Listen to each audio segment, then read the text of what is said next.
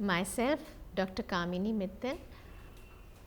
I am teaching as guest faculty in the Center of Food Technology, University of Allahabad, and I am presenting before you Module 12 of Paper 8. This paper regards women and health, and the title of the module is Access to Safe Abortion, the Challenges. It is written by Ms. Bhuvneshwari Sunil, TISS, Mumbai. The issues we are covering here are: why do women seek induced abortion? What are the challenges involved in decision making? What are the challenges faced in the abortion pathway? And how could we address these challenges? Now, why do women seek induced abortion? The root cause for women seeking induced abortion is the continuation of unintended pregnancies. Unintended pregnancies may be either due to difficulty in accessing the preferred methods of contraception, whether modern or traditional, or incorrect or inconsistent use of contraceptive methods. Women many times lack voice over sexual and reproductive matters, creating an unwanted pregnancy. Other conditions that make a pregnancy unwanted are economic conditions, social reasons, cultural belief systems, preference for a son, medical reasons, societal norms, relationship problems, and violence inflicted on women. In context where it is not legal or unfavorable, people resort more to unsafe abortions. Now, what are the challenges in decision making? The decision making to abort begins with the recognition of pregnancy.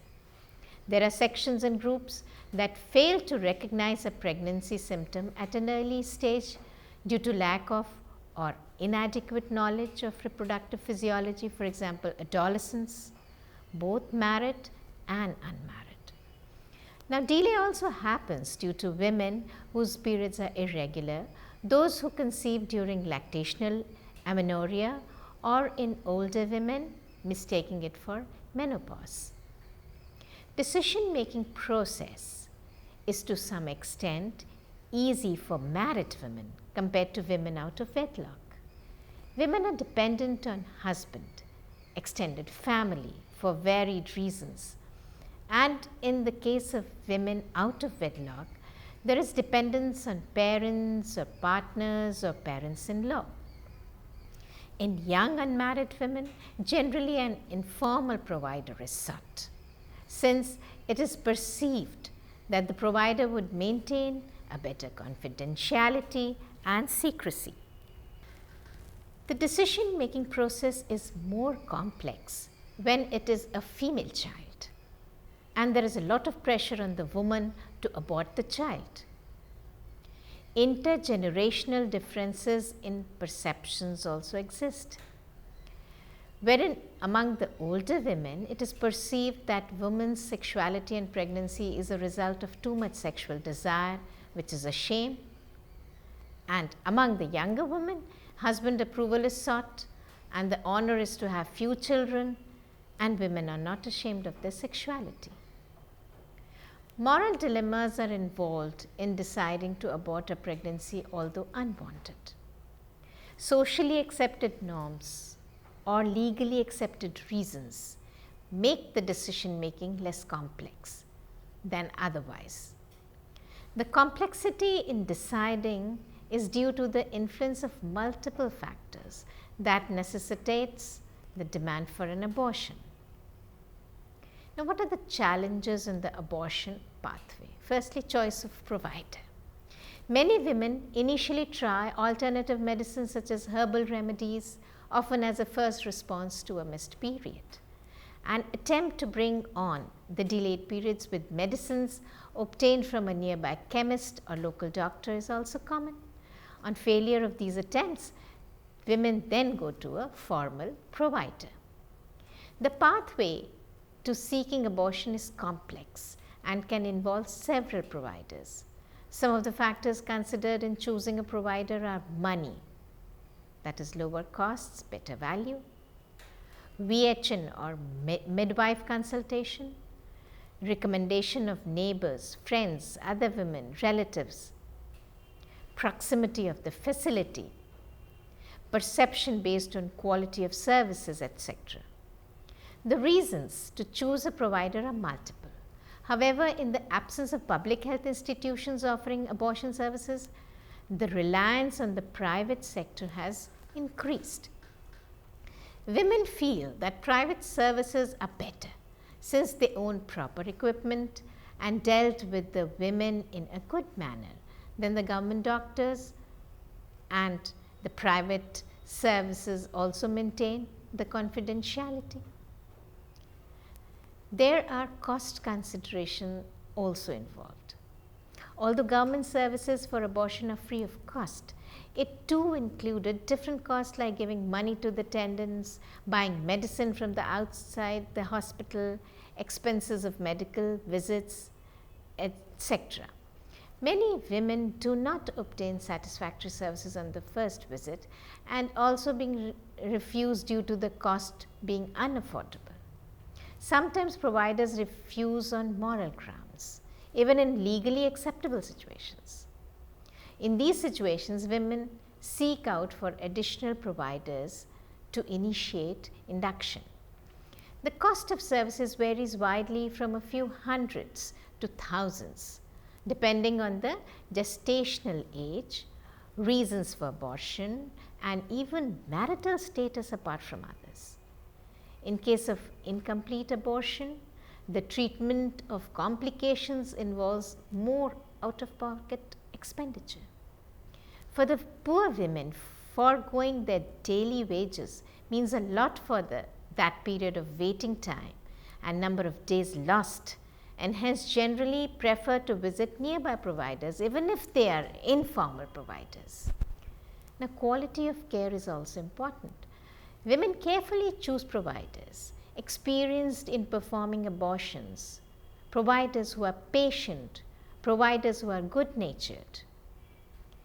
Providers still use sharp curettage, DNC, the predominant method relied upon. Now, medical abortion for early gestation is much preferred by women for many perceived reasons.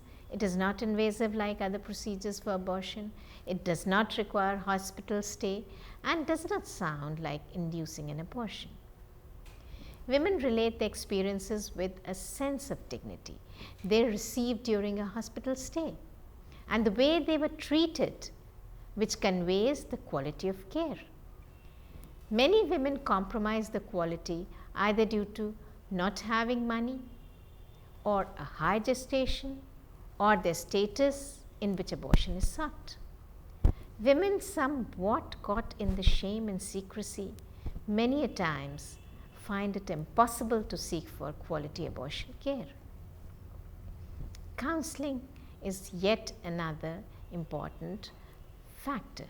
This service is almost non-existent, the counseling, or limited, and lacks linking with post-abortion contraceptive counseling. Women are generally not explained about the procedure and what to expect following the abortion. Care and attention to women is required to address the excessive bleeding and abdominal discomfort and pain following an abortion, the most commonly reported morbidity symptoms. Category of abortion seekers in the law. Primarily, the abortion seekers can be categorized as married, others, and sex-selective abortion seekers.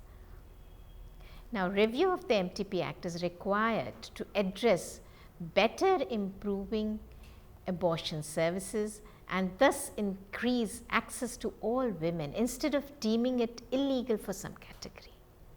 The interference of the MTP Act with the PCP-NDT need to be addressed by advocating the gender implication of sex determination and enforcing the PCP-NDT Act in a right sense rather than affecting the second trimester abortions that are truly unwanted pregnancy. There is need to address unmet demand for the contraception and abortion through the family planning programs. There is also a need to expand the contraceptive choice and availability and mention the merits and demerits and limitations of reversible contraceptive methods through appropriate counseling. Covert coercive practices should not be practiced that limit the access to safe abortion, violating the reproductive rights of women. Very important to prioritize the confidentiality aspects and training the abortion techniques at public health institutions through proper training.